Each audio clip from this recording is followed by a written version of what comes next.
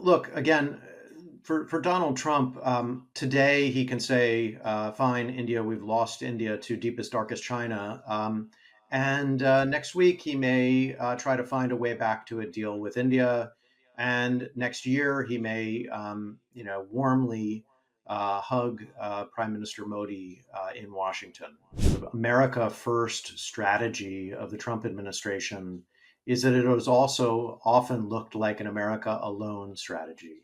President Trump's about face and the US about face on Pakistan is one of the more baffling features of this presidency. It is difficult to understand. It is impossible for me to untangle precisely what set of interests have brought this about.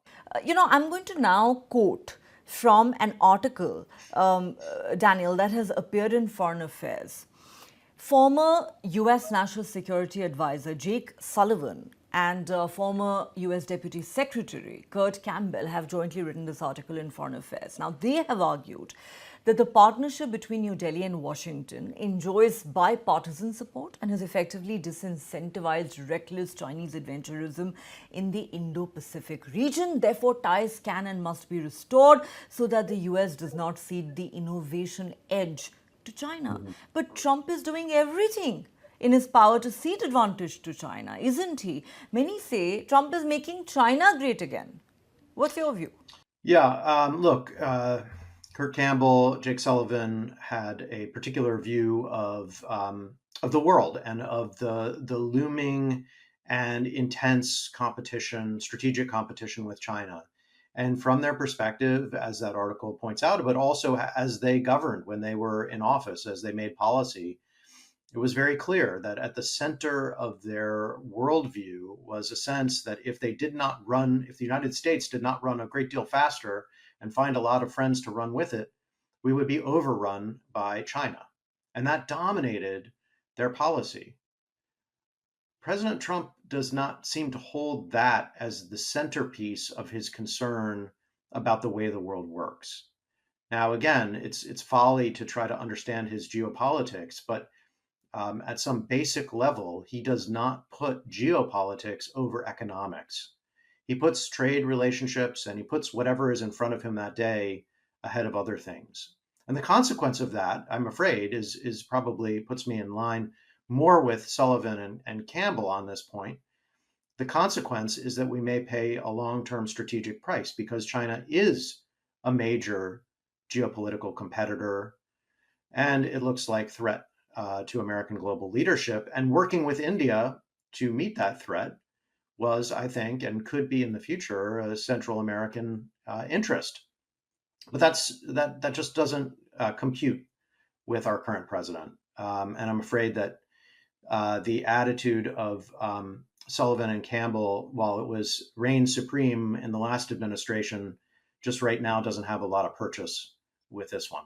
Clearly doesn't, but I want to dwell a little bit more on what they've said. Sullivan and Campbell also say tariffs, Russian oil purchases, and renewed tensions regarding Pakistan have caused a rapid and regrettable downturn in the US India relationship, replete with public insults and recriminations. And it's prudent to remember why India has emerged over the last generation as one of the US's most important global partners. They then argue that if the current trajectory persists, Washington could lose a key strategic partner.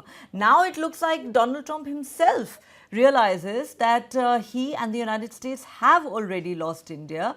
However, the trouble seems to be that he doesn't seem to care. Yeah, look, again, for Donald Trump, today he can say, fine, India, we've lost India to deepest, darkest China. And next week, he may try to find a way back to a deal with India.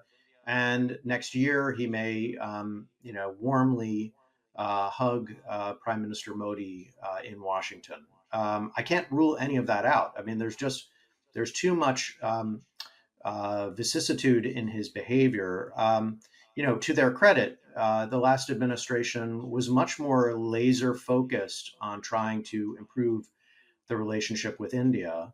But at the same time, I think they also made the mistake of, in a way, overselling what India was eager to do with the United States, not appreciating India's intense desire to chart an independent path and not to be a junior partner to Washington. And in many ways, working to do things with and for India that went beyond where a lot of Americans, possibly including President Trump, felt were necessary to go to secure narrow US interests. So they may have been very farsighted, but at the same time, they didn't do enough to make their case about this being the central geopolitical concern of the United States. And now we're seeing a president who was elected by a very different set of American voters. And for many of them, they don't necessarily see the problem with what's going on right now. They don't, maybe they'll come to appreciate it, but they don't see that India was necessarily the kind of partner that Sullivan and Campbell would be promising. Not yet, and maybe not ever. And so, from that perspective, they'd like to get some tough minded negotiating in now so that to protect more narrow considerations of American interest. So, there is a fundamentally different worldview here at work, and it's a reflection of American politics. And right now, Campbell and Sullivan have lost. And that's why they're writing in the pages of foreign affairs rather than actually dictating US policy. The question that also needs to be asked at this point, Daniel, is this: that, maybe Trump is taunting India and talking about its growing closeness to China and Russia, but isn't Trump isolating the United States and, in a sense, uniting the rest of the world? Yeah, I think that a big criticism of the sort of America First strategy of the Trump administration is that it was also often looked like an America alone strategy. And in President Trump's first term, the principal concern there was that traditional allies, European allies especially, but also our neighbors like Canada and Mexico, were targeted by the administration, by the president, for not doing their part. And fundamental questions were raised about the utility of those alliances. And the Biden administration came in to try to rectify that and basically made it its business to try to reinforce traditional alliances and make sure that it wasn't America alone going forward. Now that Trump is back in office, it seems that not only has he again raised those questions about NATO, about Canada, and so on, but it's gone even further. And it has gotten, certainly this summer, to the nature of the US relationship with India. And so India is now facing that set of questions about sort of with us or against us.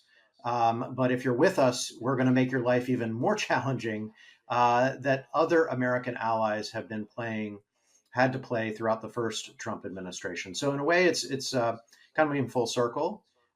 India is now feeling what many other American allies and partners have felt in the past, and it's painful, it's uncomfortable, and ultimately, yes, to come back to your question, potentially counterproductive and destructive to one of the core foundations of American power in the world system, which is that we have this elaborate web of alliances and we have a wide range of partners across the globe that have seen it in their interest and have seen it as relatively helpful in other ways to work with the United States over many decades. And so to throw that away would be, in my view, quite costly. And I think the administration is committing an error in doing that, but not just with India, but more broadly. Now, Jake Sullivan and Kurt Campbell have also argued that Washington must refrain from hyphenating its relations with India and Pakistan. There should be no India-Pakistan policy in the US, because while the US has enduring interests in Pakistan, these pale in significance to Washington's multifaceted and consequential interests regarding India's future. And you know that India is very sensitive about this. But Trump is busy wooing Pakistan and its army chief, Asim Munir. Many say that Trump is placing his family's financial interests above the country. They have invested in Pakistan's crypto council, haven't they? What's your take on this? Yeah, President Trump's about face and the U.S. about face on Pakistan is one of the more baffling features of this presidency. It is difficult to understand. It is impossible for me to untangle precisely what set of interests have brought this about. But it is clear that Pakistan and Army Chief Asim Munir enjoy kind of a favor with this White House that they did not enjoy with the last administration. Now, and I know, of course, that this makes India uncomfortable. And in the aftermath of April of this year, angry and confused about why Washington would do this, and it so therefore comes at a cost in the relationship with India. Having said all of that, you know, the last administration, the Biden administration, made zero attempt to work effectively, as far as I could tell, with Pakistan, and effectively took a position that was so dismissive of Pakistan that it left Pakistan policy out in the cold. It did very little to advance any positive agenda with Pakistan, despite all of our frustrations. And it effectively ceded that ground to a perspective that any work with Pakistan would, by necessity, by definition, harm India. I think that was a neglectful policy. I don't think it actually advanced U.S. interests either. I don't think that the current about face is a recalibration in a smart way, but neither did I think that effectively not even talking about or to Pakistan for 4 years was a very useful approach. So, we can err on either side of the extremes. I think we are now showing what both of those look like in sharp succession. And by the way, I think that if Pakistan believes that President Trump is a true friend and is going to stick with them over the next 4 years, they've got a surprise coming as well. It's just a matter of time when this mood might sour, and so we'll see how that goes. But for now, it is a strange and shocking turn of events on U.S. policy with respect to Pakistan. But I will ask you again. Do you agree with those who are saying that Trump is placing his family's financial interests above the country? For me, it's impossible to say. That it's plausible. It's clear that this is a president who doesn't really see much difference between his personal interests and how he runs the country as our president. And that's very dangerous.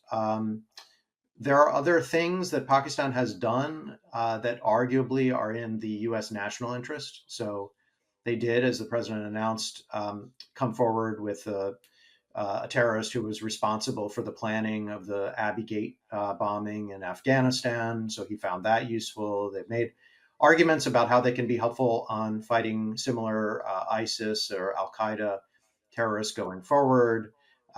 They have suggested that they can do more on critical minerals and other things that would be perhaps in the U.S. interest. And they were very forthcoming, apparently, in trade negotiations with Washington. So those are all things that you could say are not just in the president's interest, but more broadly in a certain type of American interest. But yeah, there are lots of rumors about cryptocurrency and backroom deals and other things that may or may not have happened. But since I'm not in the back room, I don't really know.